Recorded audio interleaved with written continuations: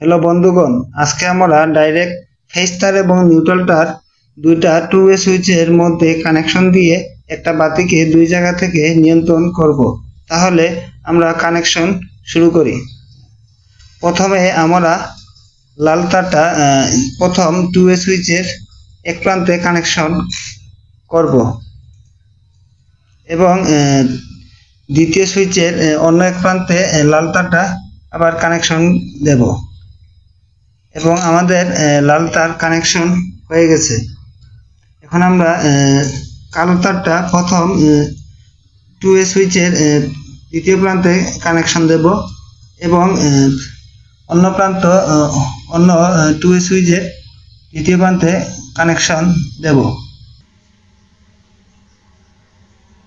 এখন আমরা ফেজ তার এবং নিউট্রাল তার টু ওয়ে সুইচের মধ্যে কানেকশন করব। প্রথমে আমরা লাল তারের সাথে ফেজ তারটা কানেকশন করে নেব এবং আমাদের লাল তারটা কানেকশন হয়ে গেছে। এখন আমরা নিউট্রাল তারটা কালো তারের সাথে টু ওয়ে সুইচের মধ্যে আমরা কানেকশন করে নেব এবং আমাদের কানেকশন হয়ে গেছে। এখন আমরা টু পিন প্লাগটা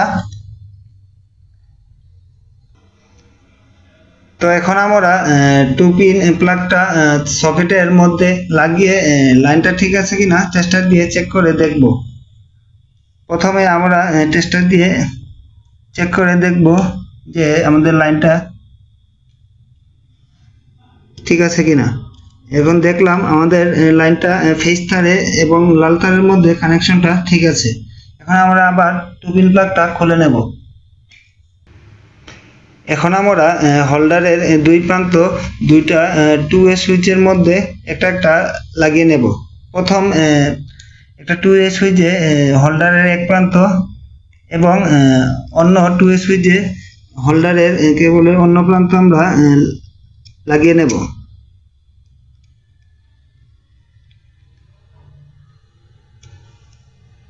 এরপর টু ওয়ে সুইচ দুইটা আমরা ঘুরিয়ে নেব।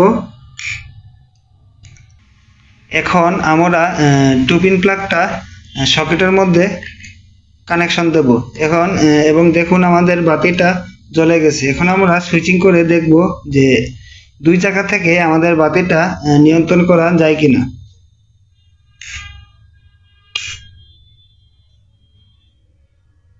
দেখা যাচ্ছে দুই জায়গা থেকে আমাদের বাতিটা। ভিডিওটা ভালো লাগলে চ্যানেলটাকে একটা লাইক দিয়ে চ্যানেলটাকে সাবস্ক্রাইব করে দিবেন। ধন্যবাদ।